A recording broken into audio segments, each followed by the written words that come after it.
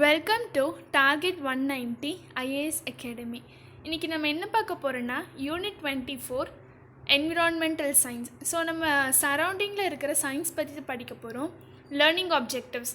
After completing this lesson students will be able to relate different aspects of environmental science, describe biochemical cycles, analyze the impact of human activities on water cycle, nitrogen cycle and carbon cycle, correlate the adaptations of plants with the habitat, explain the adaptations of bat and earthworm, explain recycling of water, its method and importance, discuss the importance of water conservation and water recycling methods.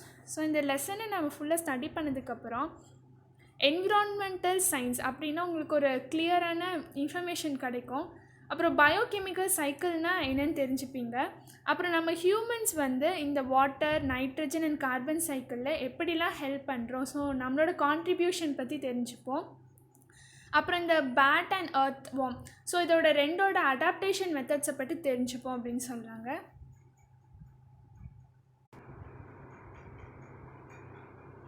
Introduction. Nature has the power to refresh and renew. Helen Keller ஒரு சின்ன quotes கொடுத்துருக்காங்க.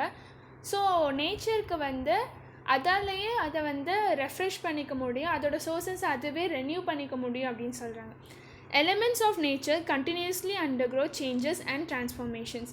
Environmental protection provides holistic knowledge about natural processes, effect of human intervention and solutions to overcome environmental problems.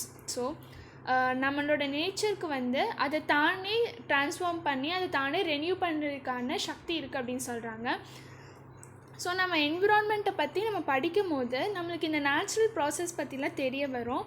So அப்படி தெரிய வரும் போது நம்ம அவேர்னஸோடு இருப்போம். இந்த மாதிரி என்விரான்மெண்ட்டை இப்படி தான் கவனிக்கணும், இப்படி தான் பார்த்துக்கணும் அப்படிங்கிற அவேர்னஸோடு இருக்கும் போது ஸோ நேச்சுரல் ப்ராசஸ் எதுவுமே தடைப்படாமல் ஹியூமன்ஸால் எந்த இன்ட்ரப்ஷனும் இல்லாமல் அது நேச்சுரலாக நடக்கும் அப்படின்னு சொல்கிறாங்க.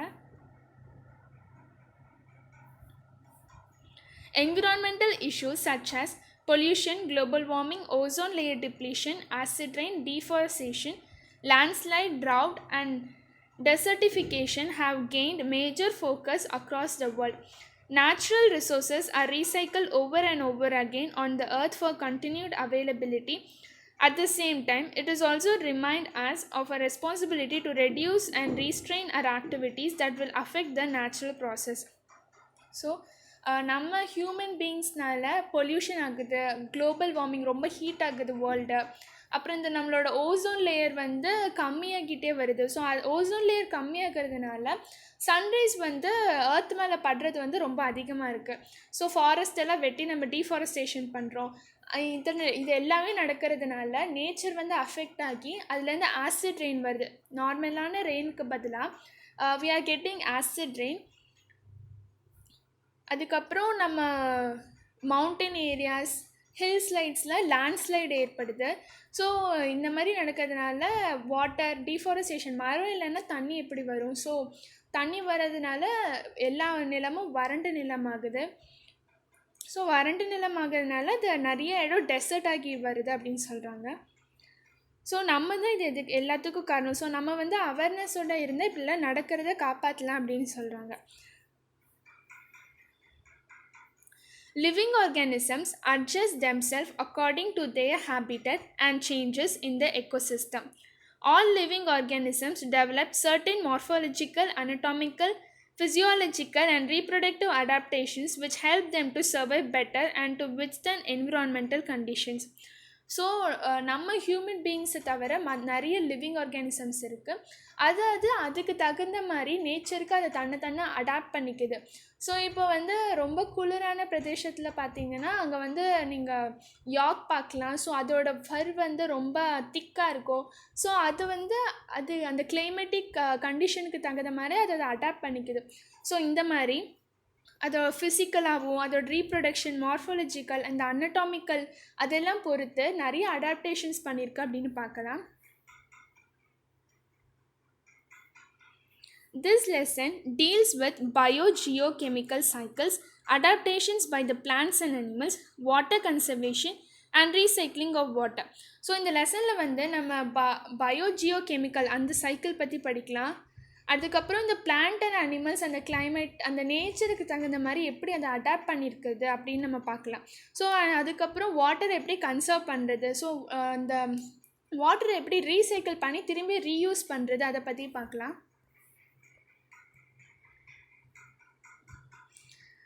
Biogeochemical cycles, bio life, geo earth.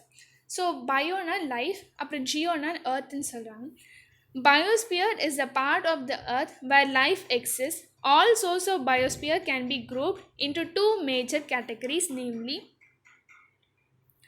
biotic or living factors, which include plants, animals, and all other living organisms. Abiotic or non-living factors, which include all factors like temperature, pressure, water, soil, air, and sunlight, which affect the ability of organisms to survive and reproduce. So இந்த biosphere வந்து ரெண்டாக பிரிக்கிறாங்க. ஒன்று வந்து biotic, abiotic, அதாவது உயிர் வாழ்கிறது, உயிர் இருக்கிறது, உயிர் இல்லாதது அப்படின்னு சொல்கிறாங்க. ஸோ உயிர் இருக்கிறதுல நம்ம வந்து ஹியூமன் பீயிங்ஸ், அனிமல்ஸ், பிளான்ஸ், அப்புறம் என்னென்ன சின்ன சின்ன ஆர்கானிசம்ஸ் எல்லாமே இன்க்ளூட் ஆயிரும். ஸோ ஏபயோட்டிக்னா சாயில், அதுக்கப்புறம் நம்மளோட லைட்டு, ப்ரெஷர், டெம்பரேச்சர் அதெல்லாம் இன்க்ளூட் ஆகும்னு சொல்லலாம். There is a constant interaction between biotic and abiotic components in the biosphere, and that makes the biosphere a dynamic and a stable system. Cyclic flow of nutrients between non-living and living factors of the environment are termed as biogeochemical cycles. Some of the important biogeochemical cycles are water cycle, nitrogen cycle, carbon cycle. So இந்த பயோட்டிக்கும் ஏபயோட்டிக்கும் ஒரு link இருக்குதுன்னு சொல்கிறாங்க. So அந்த link தான் வந்து இந்த 3 சைக்கிளும் உருவாகிறதுக்கு காரணம். ஸோ பயோஜியோகெமிக்கல் சைக்கிள்ஸ் அது கீழே வந்து 3 சைக்கிள் வருது. ஃபர்ஸ்ட் ஒன் வந்து water cycle, nitrogen and carbon. So இந்த 3 சைக்கிள் பற்றி பார்க்கலாம்.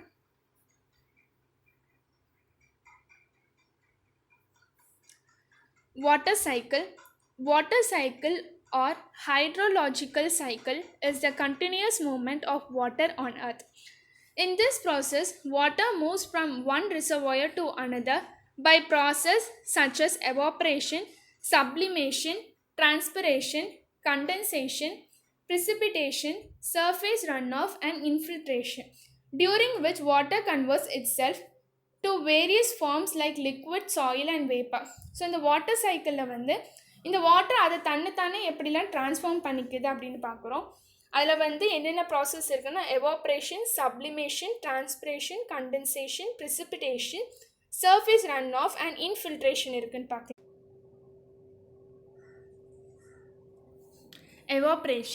Evaporation is a type of vaporization where liquid is converted to gas before reaching its boiling point. Water evaporates from the surface of the earth and water bodies such as oceans, sea, lake, ponds and rivers. So எவாப்ரேஷன்னா இப்போ water liquid ஃபார்மில் இருக்கிறது வந்து டைரெக்டாக case அந்த ஃபார்முக்கு மாறுறது தான் எவாப்ரேஷன். ஃபார் எக்ஸாம்பிள் நம்ம சீ எடுத்துக்கலாம். ஸோ கடலில் வந்து சன்லைட் வந்து படும். ஸோ அப்படி படும்போது அது வந்து எவாப்ரேட் ஆகும். ஸோ அந்த லிக்விட் ஸ்டேட்டில் இருக்கிற வாட்டர் வந்து எவாப்ரேட் ஆகி வேப்பர் ஆகும்போது அதை தான் நம்ம எவாப்ரேஷன் சொல்கிறோம். Sublimation is conversion of solid to gas without passing through the intermediate liquid phase. Ice sheets and ice caps from north and south poles and ice caps on mountains get converted into water vapor directly without converting into liquid. So சப்ளிமேஷன்னா இப்போ solid ஸ்டேட்டில் இருக்கிற liquid வந்து டைரெக்டாக case அதாவது வேப்பராக மாறுறது தான் sublimation. Example வந்து நம்ம அண்டார்டிகாவில் இருக்கிற ஒரு ஐஸ் எடுத்துக்கலாம். So ice sheets, ice caps எடுத்துக்கலாம். ஸோ இந்த ஐஸ் கேப்ஸில் வந்து சன்லைட் வந்து படும்போது அது சாலிட் ஸ்டேட்டில் இருக்குது. ஸோ அது வந்து ஐஸாக இருக்குது. ஸோ அந்த சாலிட் ஸ்டேட்டில் இருக்கிற வாட்டர் வந்து டைரெக்டாக எவாப்ரேட் ஆகி வேப்பராக அதாவது கேஸ் ஃபார்முக்கு போகும்போது ஸோ அதை வந்து சப்ளிமேஷனுக்கு எக்ஸாம்பிளாக எடுத்துக்கலாம். Transpiration is the process by which plants release water vapor into the atmosphere through stomata in leaves and stems. So இது வந்து பிளான்ட்ஸ் மூலியமாக நடக்குது. பிளான்ட்ஸில் இருக்கிற ஸ்டொமேட்டா மூலயமா வாட்டர் வந்து வேப்பராகி போகிறது வந்து டிரான்ஸ்பிரேஷன் அப்படின்னு சொல்கிறாங்க. Condensation is the changing of gas phase into liquid phase and is the reverse of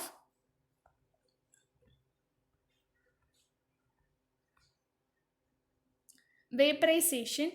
At higher altitudes, the temperature is low. The water vapor present there condenses to form very tiny particles of water droplets. These particles come closer together to form clouds or fog. So காற்றுல வந்து ஈரப்பதம் வந்து அதிகமாக இருந்துச்சுன்னா அந்த vapour வந்து அந்த சின்ன சின்ன ட்ராப்லெட்ஸாக மாறிடும் அப்படின்னு சொல்கிறாங்க. ஸோ அதை வந்து நம்ம கண்டென்சேஷனுக்கு எக்ஸாம்பிளாக எடுத்துக்கலாம். Precipitation due to change in wind or temperature, clouds combine to make bigger droplets and pour down as precipitation rain. Precipitation includes drizzle, rain, snow and hail. So ப்ரெசிபிட்டேஷன்னா மழை. ஸோ வந்து இப்போ வந்து 2 க்ளவுட் வந்து ரொம்ப ஹெவியாக உள்ளே வந்து வாட்டர் இருக்குது. ஸோ அது 2 வந்து அட்டாச் ஆகும் போது ஸோ அது வந்து கீழே ரெயினாக வருது. அப்படி ரெயினாக வருது தான் நம்ம ப்ரெசிபிட்டேஷன் அப்படின்னு சொல்கிறோம். இதில் என்னென்ன டைப் ஆஃப் ரெயின்ஸ் இருக்குன்னா, ட்ரிசில் அதாவது சும்மா தூரிட்டு போகிறது, ரெயின் வந்து நார்மலாக மீடியேட்டாக வர ரெயின், ஸ்னோ வந்து க்ளவுட்ஸ்லேருந்து ஸ்லோவாக வர்றது, அண்ட் ஹெயில்னா ஆலங்கட்டி மலை அப்படின்னு சொல்லுவாங்க. ஸோ ஐஸ் க்யூப்ஸ் மாதிரி மழை வந்துகிட்டே இருக்கும். ஸோ அதுதான் சொல்கிறாங்க. இதுதான் precipitation. So precipitation means rain. Run off. As the water pours down, it runs over the surface of the earth. Runoff water combines to form channels, rivers, lakes and end up into seas and oceans. So மழை வந்து ஏர்த்தில் வந்து வரும்போது இந்த சில mountains அந்த மாதிரிலாம் அதிலெல்லாம் rain வந்து படும்போது ஸோ அது வந்து ரொம்ப ஸ்லைடாக இருக்கும். ஸோ அந்த வாட்டர் வந்து கீழே ரன் ஆஃப் ஆகும். அப்படி ரன் ஆஃப் ஆகி போகும்போது அது ஒரு இடத்துல வந்து தேங்கும் இல்லையா?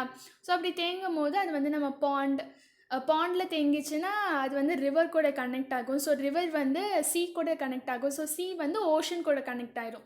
ஸோ இந்த மாதிரி கனெக்ட் ஆகி நிறைய வாட்டர் ரிசோர்ஸஸை வந்து ஃபார்ம் பண்ணுது. அந்த வாட்டர் ரிசோர்ஸஸ் எதை ஃபார்ம் பண்ணுதுன்னா run off. So run off water மூலயமா தான் இந்த மாதிரி வாட்டர் ரிசோர்ஸஸ் ஃபார்ம் ஆகுது அப்படின்னு சொல்கிறாங்க. Infiltration. Some of the precipitated water moves deep into the soil. Then it moves down and increases the groundwater level. So மழை வந்து வரும்போது சாயிலை பெனிட்ரேட் பண்ணி வாட்டர் வந்து ரொம்ப டீப்பாக அண்டர் கிரவுண்ட் வரைக்கும் போயிடுச்சுன்னா அந்த அண்டர் கிரவுண்ட் வாட்டர்னு இருக்கும்ல அதை வந்து ரொம்ப இன்க்ரீஸ் ஆகிடும் அப்படின்னு சொல்கிறாங்க. அதுதான் infiltration. Percolation. Some of the precipitated water flows through soil and porous or fractured rock. Infiltration and percolation are two related but different processes describing the movement of water through soil. So பெர்குலேஷன்னா இப்போ வந்து மழை வந்து வரும்போது அது வந்து ஒரு பழங்கால ராக் மேலே பட்டுச்சுன்னா அந்த ராக்கில் வந்து நிறையா ஃப்ராக்ஷன்ஸ் இருக்கும். ஸோ அதுக்குள்ளெல்லாம் மழை தண்ணி போகும்போது அதை தான் பெர்குலேஷன் அப்படின்னு சொல்கிறாங்க. இதுவே சாயில்குள்ளே போச்சுன்னா அது வந்து இன்ஃபில்ட்ரேஷன், ராக்குள்ளே போச்சுன்னா அது வந்து percolation. Human impacts on water cycle. Major human activities affecting the water cycle on the land are urbanization, dumping of plastic waste on the land and into water, polluting water bodies and deforestation. So நம்ம ஹியூமன்ஸ்னால இப்படி நார்மலாக நடக்கிற water cycle எப்படி affect ஆகுதுன்னா, நம்ம அங்கங்கே வீடு கட்டுறோம் இல்லையா? ஸோ அந்த ஃபாரஸ்டெல்லாம் அழித்து நம்ம வீடாக்குறோம், அதனால அஃபெக்ட் ஆகுது. ஸோ ஃபாரஸ்ட் அழிக்கிறது வந்து டீஃபாரஸ்டேஷன் சொல்லலாம். நம்ம அங்கேயும் இங்கேயும் வீடு கட்டுறது வந்து அர்பனைசேஷன். ஸோ நம்ம யூஸ் பண்ணுற பிளாஸ்டிக்கை வந்து சீல வந்து ரொம்ப டம்ப் பண்ணுறோம். ஸோ அதனால வாட்டர் பொல்யூஷன் ஆகுது, அது ஒரு காரணம். அதுக்கப்புறம் நம்ம பக்கத்தில் இருக்கிற ஒரு பாண்டை கூட நம்மளால் சரியாக பராமரிக்க முடியல. ஸோ அது வந்து அதுலேயும் நம்ம டம்ப் பண்ணி வச்சிடறோம். ஸோ அது வந்து வாட்டர் பொல்யூஷன் அப்படின்னு சொல்கிறாங்க.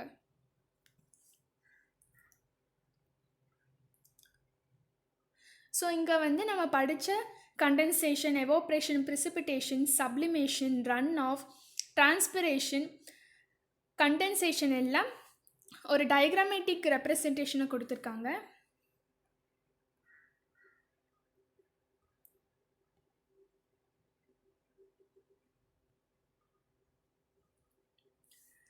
Nitrogen cycle. Nitrogen is the important nutrient needed for survival of all living organisms. It is an essential component of proteins, DNA and chlorophyll. So nitrogen வந்து நம்ம அட்மாஸ்பியரில் ரொம்ப இம்பார்ட்டண்ட்டான காம்பவுண்ட். ஸோ இதில் வந்து ப்ரோட்டீன் அண்ட் எசென்ஷியல் ஆர்கனல்ஸ் வந்து living ஆர்கானிசம்க்கு தேவையான எல்லா ஆர்கனல்ஸும் இதில் இருக்குது அப்படின்னு சொல்கிறாங்க. Atmosphere is rich source of nitrogen and contains about 78% nitrogen. Plants and animals cannot utilize atmospheric nitrogen. They can use it only if it is in the form of ammonia, amino acids or nitrates. So இந்த நம்மளோட சாதாரணமான அட்மாஸ்பியரில் வந்து 78% வந்து nitrogen தான் இருக்குது அப்படின்னு சொல்கிறாங்க. இது வந்து நைட்ரஜன் வந்து நம்ம அப்படியே யூஸ் பண்ணிக்க முடியாது. அது வந்து அமோனியா, அமினோ ஆசிட்ஸ், நைட்ரேட்ஸ் இந்த 3 ஃபார்மில் இருந்தால் மட்டும்தான் யூஸ் பண்ண முடியும் நம்ம நைட்ரஜன். ப்ராசஸ் இன்வால்வ்ட் இன் nitrogen cycle R explained below.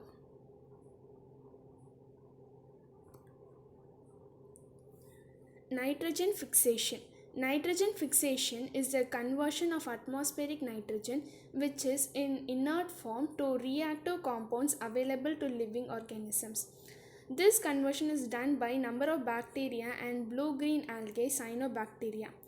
So இது வந்து அட்மாஸ்பியரில் இருக்கிற நைட்ரஜனை வந்து நம்ம யூஸ் பண்ணுற மாதிரி மாற்றுறது தான் நைட்ரஜன் ஃபிக்சேஷன் சொல்கிறாங்க. ஸோ இந்த மாதிரி மாற்றுறதுக்கு நமக்கு எது ஹெல்ப் பண்ணுதுன்னா பாக்டீரியா தான் ஹெல்ப் பண்ணுது. அந்த பாக்டீரியா நேம் என்னென்னா சைனோபாக்டீரியா. அப்புறம் வந்து நம்மளுக்கு ஆல்கேவும் ஹெல்ப் பண்ணுது. நேம் வந்து blue green algae. Leguminous plants like pea and beans have a symbiotic relationship with nitrogen fixing bacteria, Rhizobium. Rhizobium occur in the root nodules of leguminous plants and fixes nitrogenous compounds. So இந்த மாதிரி இந்த பீன்ஸ்க்கோ இந்த பீ பிளான்ட்டுக்கோ அதோட ரூட்ஸ்லேயே வந்து rhizobium அப்படிங்கிற ஒரு bacteria இருக்குது. அது வந்து டைரெக்டாக அட்மாஸ்பியரில் இருக்கிற நைட்ரஜனை வந்து பிளான்ட்ஸ்க்கு கொடுக்கறதுனால இந்த பிளான்ட்ஸ்க்கு வந்து மற்ற சோர்ஸ்லேருந்து நைட்ரஜன் வாங்கணும்னு அவசியம் இல்லை. ஸோ இதில் தான் ரைசோபியம் இருக்குல்ல ரூட்டில். ஸோ இதுக்கு வந்து தேவையான அளவு நைட்ரஜன் வந்து கிடச்சிரும் அப்படின்னு சொல்கிறாங்க. ஸோ இந்த மாதிரி இருக்கிற பிளான்ட்டை வந்து லெகுமினஸ் பிளான்ட்ஸ் அப்படின்னு சொல்கிறாங்க. Nitrogen assimilation. Plants absorb nitrate ions and use them for making organic matter like proteins and nucleic acids. Herbivorous plants convert plant proteins into animal proteins. Carnivorous animals synthesize proteins from their food. So nitrogen அசிமுலேஷன்னா இந்த plant வந்து nitrate அயான்ஸை வந்து observe பண்ணி அதை வந்து எதுவாக மாற்றுதுன்னா, so அது எதாக கன்வெர்ட் பண்ணுதுன்னா ப்ரோட்டீனாகவும் நியூக்ளிக் ஆசிட்ஸாகவும் கன்வெர்ட் பண்ணுது. ஸோ இப்போ வந்து ஒரு பிளான்ட் வந்து இப்போ நைட்ரஜனை வந்து அப்சர்வ் பண்ணி ப்ரோட்டீனும் நியூக்ளிக் ஆசிடும் கன்வெர்ட் பண்ணி வச்சிருச்சு. இப்போ அது வந்து பிளான்ட்டில் ஸ்டோர் ஆகிருச்சு. அதுக்கப்புறம் அது வந்து ஒரு கோட் வந்து சாப்பிடுதுன்னு வைங்களேன். ஸோ அது வந்து சாப்பிடும் போது அதுக்குள்ளே நைட்ரஜன் போயிடும். இப்போ வந்து அந்த அனிமல்குள்ளே நைட்ரஜன் இருக்குது. அந்த அனிமலை வந்து இப்போ ஹியூமன் பீயிங் சாப்பிட்றாங்க. இப்போ வந்து நம்ம கோட்டை சாப்பிட்றோம், தட் இஸ் மட்டனை சாப்பிட்றோன்னா அதில் இருக்கிற நைட்ரஜன் ஹியூமன் பீயிங்ஸ்க்கு வந்துடும். ஸோ இந்த மாதிரி தான் இந்த நைட்ரஜன் சைக்கிள் போகுது அப்படின்னு சொல்கிறாங்க. Ammonification. The process of decomposition of nitrogenous waste by putrefying bacteria and fungi into ammonium compounds is called ammonification. So இந்த அம்மோனியம் நிறைஞ்ச வேஸ்ட்டை வந்து தட் இஸ் நைட்ரஜன் நிறைஞ்ச வேஸ்ட்டை வந்து அந்த பியூட்ரிஃபைங் பாக்டீரியா அதை வந்து டீகம்போஸ் பண்ணும். எது மூலயமா டீகம்போஸ் பண்ணோன்னா ஃபங்கஸ். ஸோ அது மூலம் டீகம்போஸ் பண்ணுறது வந்து அம்மோனிஃபிகேஷன் அப்படின்னு சொல்கிறாங்க. Animal proteins are extracted in the form of urea, uric acid or ammonia. The putrefying bacteria and fungi decomposes these animal proteins, dead animals and plants into ammonium compounds. So இப்போ அனிமல்ஸ்லேருந்து ammonium வந்து வெளியே வரணுன்னா அது எந்த ஃபார்மில் வரும்னா urea, uric acid இல்லைன்னா அம்மோனியாவாகவே வந்துடும் அப்படின்னு சொல்கிறாங்க. ஸோ இந்த பாக்டீரியா அண்ட் ஃபங்கை வந்து இப்போ வந்து ஒரு அனிமல் வந்து டெட் ஆயிடுச்சுன்னா அதில் வந்து நைட்ரஜன் இருந்துச்சுன்னா இது வந்து டீகம்போஸ் பண்ணிடும். இது வந்து டீகம்போஸ் பண்ணோன்னா டேரெக்டாக சாயிலுக்கு தான் போகும். ஸோ சாயிலில் வந்து நைட்ரஜன் வந்துடும் அப்படின்னு சொல்கிறாங்க.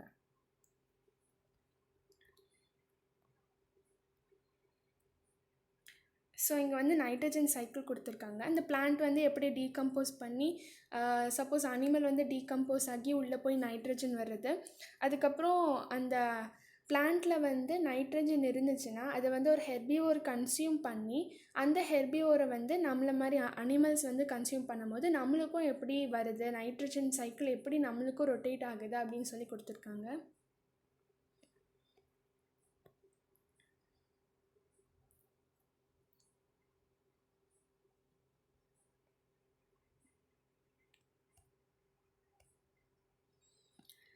Nitrification, the ammonium compounds formed by ammonification process are oxidized to soluble nitrates. This process of nitrate formation is known as nitrification.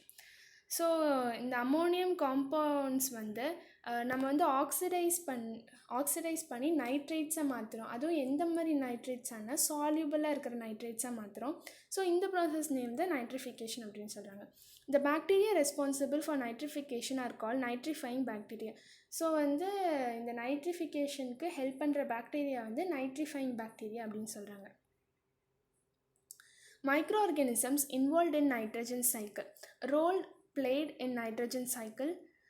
Nitrogen fixation. Name of the organism வந்து so nitrogen ஃபிக்ஸேஷனில் என்ன ஆர்கானிசம்ஸ்லாம் இருக்குன்னா acidobacteria, இது வந்து சாயிலில் இருக்குது, in soil. Rhizobium in root nodules. Blue green algae, nostoc. So இந்த ரைசோபியம் வந்து பிளான்ட்டோட ரூட்ஸில் இருக்கும் அண்ட் இந்த ப்ளூ க்ரீன் வந்து நாஸ்டாக் அப்படின்னு சொல்கிறாங்க. Ammonification. Name of the micro organisms putrefying bacteria, fungi. So இது ரெண்டு தான் யூஸ் பண்ணுறாங்க அமோனிஃபிகேஷனுக்கு. Nitrification. Name of the micro organism nitrifying bacteria, nitrosomonas, nitrobacter. So இந்த நைட்ரிஃபிகேஷன் இந்த ப்ராசஸ்க்கு பாக்டீரியா தான் யூஸ் பண்ணுறாங்க. ஃபர்ஸ்ட் டைப் வந்து நைட்ரோசோமோனாஸ் அண்ட் செகண்ட் டைப் வந்து nitrobacter. Denitrification. Name of the organisms denitrifying bacteria, pseudomonas. So இந்த டீநைட்ரிஃபிகேஷனுக்கு சூடோமோனாஸ் அப்படின்ற ஒரு பாக்டீரியா யூஸ் பண்ணுறாங்க. இந்த டேபிள் வந்து important. Denitrification. Free-living soil bacteria such as Pseudomonas sp reduce nitrate ions of soil into gaseous nitrogen which enters the atmosphere. So இந்த டீநைட்ரிஃபிகேஷனில் so சாயிலில் இருக்கிற bacteria வந்து அதாவது அந்த பாக்டீரியா நேம் என்னென்னா சூடோமோனாஸ் sp அப்படின்னு சொல்கிறாங்க. இது வந்து அந்த நைட்ரேட் இப்போ வந்து நைட்ரேட் வந்து சாயிலில் இருக்குதுன்னு வைங்களேன். ஸோ அந்த நைட்ரேட்டை வந்து அந்த சாயிலிருந்து எடுத்து கேஸாக மாற்றி இது வந்து விட்டுரும். ஸோ அட்மாஸ்பியரில் விட்டுரும். ஸோ அந்த மாதிரி சாயில் டு அட்மாஸ்பியருக்கு நைட்ரஜன் ட்ராவல் ஆச்சுன்னா அது பேர் டீநைட்ரிஃபிகேஷன்.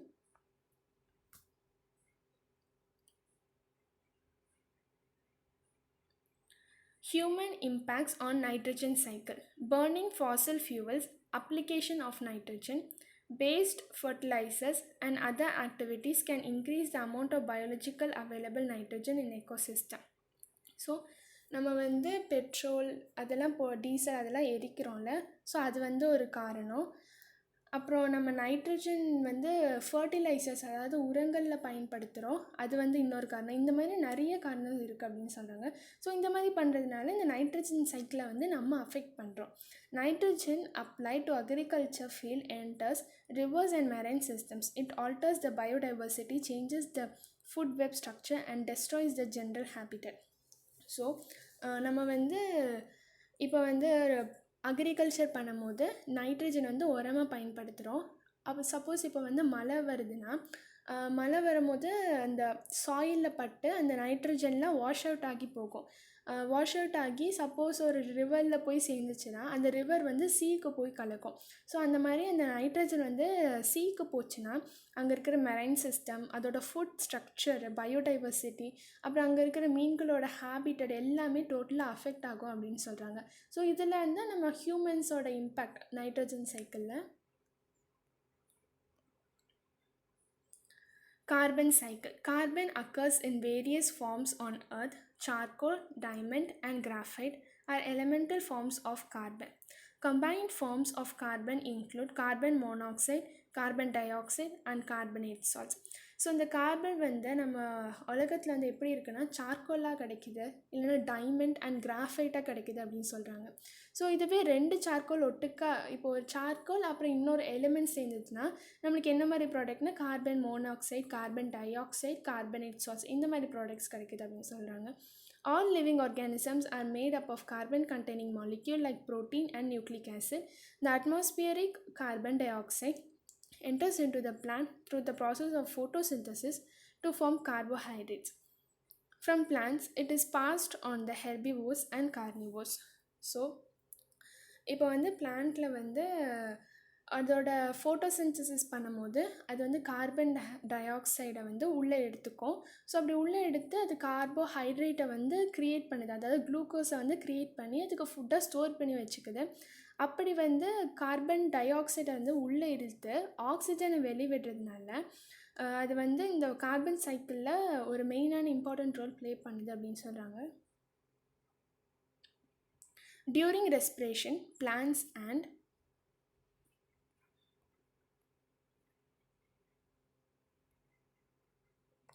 animals release carbon into atmosphere in the form of carbon dioxide. Carbon dioxide is also returned to the atmosphere through decomposition of dead organic matter, burning fossil fuels and volcanic activities. So இப்போ வந்து நம்ம human beings வந்து பிளான்ட்டோட different. ஏன்னா plant வந்து carbon tie ஆக்சைடை உள்ளே எடுத்துகிட்டு ஆக்சிஜனை வந்து ரிலீஸ் பண்ணுது. ஆனால் நம்ம வந்து ஆக்சிஜனை உள்ளே எடுத்துகிட்டு கார்பன் டை ஆக்சைடு ரிலீஸ் பண்ணுறோம். அப்புறம் நமக்குள்ளேயே கார்பன் டை ஆக்சைடு இருந்துச்சுன்னா, சப்போஸ் ஒரு அனிமல்குள்ளே அந்த கார்பன் டை ஆக்சைடு இருந்துச்சுன்னா அது வந்து டெட் ஆகிடுச்சுன்னா அப்போ அது வந்து சாயிலுக்கு தான் போகும். ஸோ சாயிலில் வந்து இந்த மாதிரி நடக்கிறதுனால ஸோ கார்பன் டை ஆக்சைடு வந்து சாயிலுக்கும் ரிலீஸ் ஆகுது அப்படின்னு சொல்கிறாங்க. அப்புறம் வந்து நம்ம எரிக்கிறதுனால பெட்ரோல், டீசல், அஃப்கோர்ஸ் அதை வந்து எரிக்கிறதுனால கார்பன் டை ஆக்சைடு வந்து அட்மாஸ்பியரில் கலக்குது. அப்புறம் வால்கானிக் ஆக்டிவிட்டீஸ்னாலேயும் வருது அப்படின்னு சொல்கிறாங்க. Human impacts on carbon cycle. More carbons move into the atmosphere due to burning of fossil fuels and deforestation. Most of the carbon in the atmosphere is in the form of carbon dioxide. Carbon dioxide is greenhouse gas. By increasing the amount of carbon dioxide, Earth becomes warmer. This leads to greenhouse effect and global warming. So நம்ம நிறைய நம்மளோட activities வந்து ரொம்ப அதிகமாக இருக்கிறதுனால இந்த அட்மாஸ்பியருக்கு அதிகமான அளவில், தேவைக்கு அதிகமான அளவில் கார்பன் டை ஆக்சைடு வந்து நம்ம வெளிவிடுறோம். ஸோ அந்த மாதிரி பண்ணுறதுனால உலகம் வந்து ரொம்ப ஹீட் ஆகுது. ஏன்னா கார்பன் டை ஆக்சைடு வந்து ஒரு க்ரீன் ஹவுஸ் கேஸ். அது வந்து ஒரு மீடியம் லெவலில் தான் இருக்கணும். அது வந்து ரொம்ப ஹையாக போச்சுன்னா உலகம் வந்து ரொம்ப சூடாயிடும். ஸோ நம்ம வந்து ரொம்ப ஹை அமௌண்ட்டில் வந்து கார்பன் டை ஆக்சைடு இந்த அட்மாஸ்பியரில் வந்து சென்ட் பண்ணுறதுனால ஸோ உலகம் வந்து ரொம்ப வார்ம் ஆகுது அப்படின்னு சொல்கிறாங்க. அதனால குளோபல் வார்மிங்கும் வருது அப்படின்னு சொல்கிறாங்க. Adaptations of plants. Any features of an organism or its part that enables it to exist under conditions of its habitat is called adaptation. On the basis of water availability, plants have been classified as hydrophytes, xerophytes, mesophytes. So adaptation பிளான்ஸில் வந்து சில adaptations இருக்கும். அந்த கிளைமேட்டுக்கு தகுந்த மாதிரி இல்லாட்டி அங்கே இருக்கிற சரௌண்டிங்ஸ்க்கு தகுந்த மாதிரி இதை வந்து அடாப்ட் பண்ணிக்கும். அதுக்கு பேர் தான் அடாப்டேஷன் அப்படின்னு சொல்கிறாங்க. அதுக்கு தன்னைத்தானே அந்த கிளைமேட் கண்டிஷனுக்கு சேஞ்ச் பண்ணிக்கும். ஸோ அதுதான் அடாப்டேஷன். இங்கே வந்து நம்ம தண்ணியை பொறுத்து பிளான்ட் வந்து அதை எப்படி மாடிஃபை பண்ணி அதை எப்படி அந்த சிச்சுவேஷனுக்கு அடாப்ட் பண்ணியிருக்கு அப்படின்னு பார்க்கலாம். அதில் வந்து 3 டைப்ஸ் கொடுத்துருக்காங்க. ஃபர்ஸ்ட் ஒன் வந்து ஹைட்ரோஃபைட், ஜீரோஃபைட்ஸ், மீசோஃபைட்ஸ். இப்போ வந்து நம்ம ஹைட்ரோஃபைட்ஸ் பற்றி பார்க்கலாம். Hydrophytes. Plants growing in or near water are called hydrophytes. Hydrophytes may be free-floating or submerged plant living in lakes, ponds, shallow water, marshy lands, and marine habitat. Hydrophytes face certain challenges in their habitat. They are availability of more water than needed. Water current may damage the plant body. Water levels may change regularly. Maintain buoyancy in water. So ஹைட்ரோஃபைட்ஸ்னால் ரொம்ப தண்ணி இருக்கிற இடத்துல வந்து வளர்கிற பிளான்ட்டை தான் நம்ம ஹைட்ரோஃபைட்ஸ்ன்னு சொல்லுவோம். ஸோ இது வந்து எங்கெல்லாம் பார்க்கலான்னா லேக், பாண்ட் இல்லைன்னா இந்த மாதிரி மெரைன் இடத்துலலாம் பார்க்கலாம் அப்படின்னு சொல்கிறாங்க. ஸோ இந்த மாதிரி இந்த ஹைட்ரோஃபைட்ஸ்க்கு சில சேலஞ்சஸ் வந்து அது ஃபேஸ் பண்ணுது. ஏன்னா இந்த இடத்துக்கு தகுந்த மாதிரி அடாப்ட் பண்ணிக்கணும்ல. ஸோ சில சேலஞ்சஸ் இருக்குது. அது என்னென்னா தேவைக்கு அதிகமான தண்ணி இருக்குது. ஏன்னா பிளான்ட்டுக்கு வந்து ஒரு அளவுக்கு தான் தண்ணி தேவைப்படும். அதுக்கு மேலே இருந்துச்சுன்னா அது வந்து அழுகி போயிடும். ஸோ இதுக்கு வந்து தேவைக்கு அதிகமான தண்ணி இருக்குது. அது ஃபர்ஸ்ட் சேலஞ்ச். அப்புறம் இது வாட்டரில் தானே இருக்குது. வாட்டரோட கரண்ட் வந்து மாறிட்டே இருக்கும். சப்போஸ் இந்த சீஸ்லாம் பார்த்திங்கன்னா அது வந்து அலை அடிக்கும். ஸோ அது பிளான்ட் பாடியை வந்து டேமேஜ் பண்ணிடும். அது வந்து செகண்ட் சேலஞ்ச். வாட்டர் லெவல்ஸ் மே சேஞ்ச் ரெகுலர்லி. சப்போஸ் இது வந்து ஒரு பாண்டில் இருக்குதுன்னு வைங்களேன். இப்போ வந்து நல்லா மழை பெய்யுது, பாண்டில் வந்து நிறைய தண்ணி இருக்குது. அப்போ வந்து இந்த செடிக்கு ஒன்றும் ப்ராப்ளம் இருக்காது. சப்போஸ் மழையே பெய்யல, தண்ணியே இல்லை அப்படின்னா இது வந்து வாட்டரில் வாழ்கிற பிளான்ட் தானே. ஸோ தண்ணியே இல்லைன்னா இது வந்து அஃபெக்ட் ஆகும். ஸோ அந்த மாதிரி ஒரு சேலஞ்சு. மெயின்டைன் பயான்சி இன் வாட்டர்னால் இந்த மிதக்கிற தன்மை, பயான்சின்னா மிதக்கிற தன்மை. ஸோ அது வந்து மெயின்டைன் பண்ணுறது அது ஒரு challenge. Adaptations of hydrophytes. Roots are poorly developed as in hydrilla or absent as in Wolffia. So வந்து இதுக்கு ரூட்ஸே அவ்வளோவா இருக்காது, இருக்கும் ஆனால் ரொம்ப ரொம்ப மைன்யூட்டான லெவலில் தான் இருக்கும். இது சில பிளான்ட்ஸில் வந்து இருக்கவும் இருக்காது அப்படின்னு சொல்கிறாங்க. ஸோ புவர்லி டெவலப் பிளான்ட்டுக்கு எக்ஸாம்பிள் ஹைட்ரில்லா. ரூட்ஸே இருக்காத பிளான்ட் வந்து Wolffia. Plant body is greatly reduced as in Lemna. So அதோட பிளான்ட் பாடி வந்து ரொம்ப கம்மியாக இருக்கும். நிறைய லீவ்ஸ் இருக்காது, நிறைய ஃப்ளவர்ஸும் இருக்காது. தேவைக்கு தகுந்த மாதிரி இருந்துக்கும். Submerge leaves are narrow or finely divided. Example hydrilla. So சில தண்ணிக்கு கீழே வந்து இருக்கும் சில லீவ்ஸ், வந்து சில லீவ்ஸ் மேலே இருக்கும். அது வந்து ரொம்ப நேரோவாக கரெக்டாக டிவைட் ஆகிருக்கும் அப்படின்னு சொல்கிறாங்க. Example hydrilla.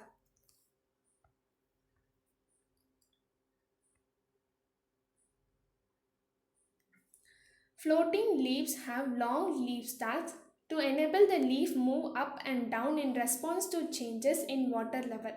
Example lotus. So இது சில பிளான்ட்ஸ்க்கு வந்து அதோட லீவ்ஸ் வந்து ரொம்ப பெருசாக இருக்கும். ஏன்னா அது வந்து ஃப்ளோட் பண்ணுறதுக்கு அப்போ தான் ஹெல்ப்ஃபுல்லாக இருக்கும். இது வந்து ரொம்ப குட்டியாக இருந்துச்சுன்னா அது ஈஸியாக வந்து மூழ்கி போயிடும்.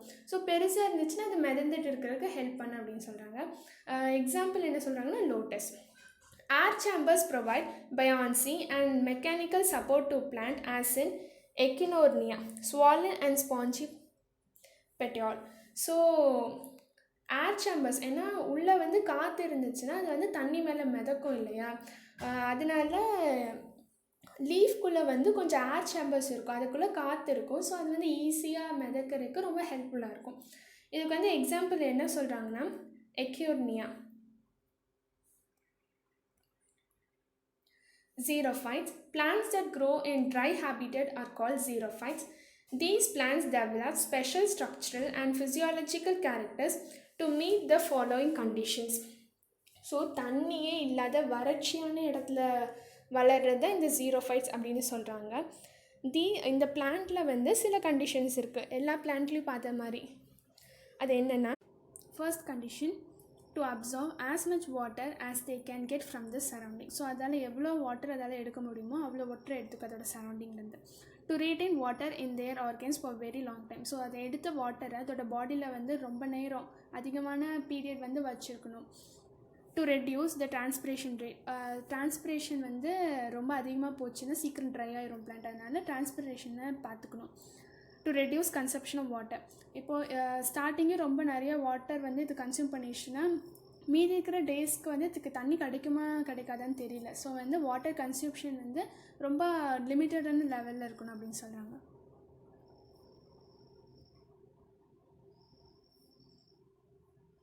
Adaptations of xerophytes. They have well developed roots. Roots grow very deep and reach the layers where water is available as in Calotropis. So அதோட ரூட் சிஸ்டம் வந்து ரொம்ப வெல் டெவலப்டாக இருக்கும். அப்படி வெல் டெவலப்டாக இருந்தால் தான் அது நல்லா சாயில்குள்ளே பெனிட்ரேட் பண்ணி எவ்வளோ அடியில் தண்ணி இருந்தாலும் அந்த அளவுக்கு அதால் எடுக்க முடியும் அப்படின்னு சொல்கிறாங்க. இதுக்கு எக்ஸாம்பிள் வந்து Calotropis. They store water in succulent water, storing parenchymatous tissues. Example Opuntia aloe vera. So இந்த மாதிரி சில பிளான்ட்ஸ் வந்து அதுக்குன்னு தனியாக டிஷ்யூஸ் இருக்கும், parenchymatous அந்த டிஷ்யூ நேமு. அதில் வந்து வாட்டரை ஸ்டோர் பண்ணிக்கும் அப்படின்னு சொல்கிறாங்க. Example Opuntia aloe vera. They have small sized leaves with waxy coating, example acacia. In some plants, leaves are modified into spines, example opentia. So சில லீவ்ஸ் மேலே வந்து ஒரு வேக்ஸியான கோட்டிங் இருக்கும். ஸோ வேக்ஸ் எப்படி இருக்கும், கொஞ்சம் பிசு பிசு தன்மையோடு இருக்கும், அந்த மாதிரி வந்து இருக்கும் அப்படின்னு சொல்கிறாங்க. அது எதுக்குன்னா, இப்போ வந்து அந்த வேக்ஸ் இருக்கிறதுனால சன்லைட் வந்து அது படுறது அந்த லீஃப் மேலே அவ்வளோவா அஃபெக்ட் ஆகாது. ஏன்னா அந்த மேலே வேக்ஸ் இருக்குல்ல, ஸோ டிரான்ஸ்பிரேஷன் வந்து அவ்வளோவா நடக்காது. அதனால் தண்ணி வந்து பிளான்ட்டை விட்டு வெளியே போகிற ரேட் வந்து ரொம்ப கம்மியாக இருக்கும். Example acacia. சில பிளான்ட்ஸை வந்து என்னென்னா லீவ்ஸே இருக்காது, அந்த லீவ்ஸ் வந்து முள்ளாக மாடிஃபை ஆகிருக்கும். ஸோ லீஃப் வந்து முள்ளாக மாறுறது தான் எக்ஸாம்பிள் வந்து ஒப்பன்டியா அப்படின்னு கொடுத்துருக்காங்க. முள்ளாக மாறிச்சுன்னா அது வந்து டிரான்ஸ்பிரேஷன் பண்ண தேவையில்லை, தண்ணி வந்து அந்த பிளான்ட்டுக்குள்ளே தான் இருக்கும், அந்த பிளான்ட்டை விட்டு வெளியே போக தேவையில்லை. அதனால இப்படி மாடிஃபை ஆகிருக்கு. லீஃப் வந்து ஸ்பைனாக மாடிஃபை ஆகிருக்கு. எக்ஸாம்பிள் ஒப்பன்டியா. இது வந்து 1 மார்க்கில் கேட்பாங்க. Some of the xerophytes complete their life cycle with a very short period when sufficient moisture is available.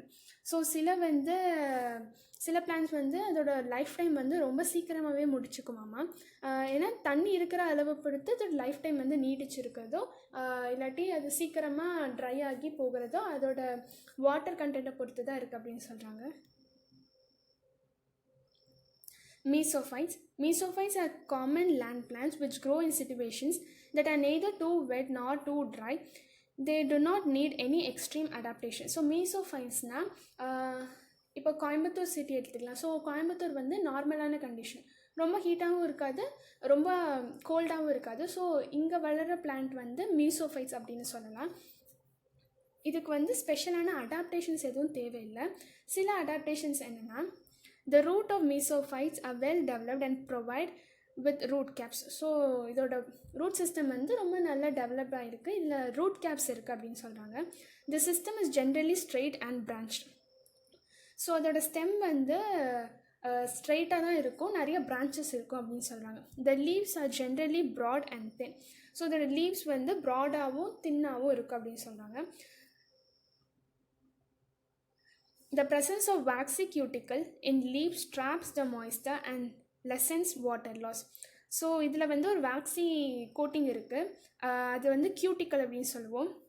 இது வந்து டிரான்ஸ்பிரேஷன் நடக்கிறத ரொம்ப கம்மியாக பண்ணுது அப்படின்னு சொல்கிறாங்க. அதனால வாட்டர் லாஸும் கம்மியாக தான் ஆகுது. Leaves have stomata which close in extreme heat and wind to prevent transpiration.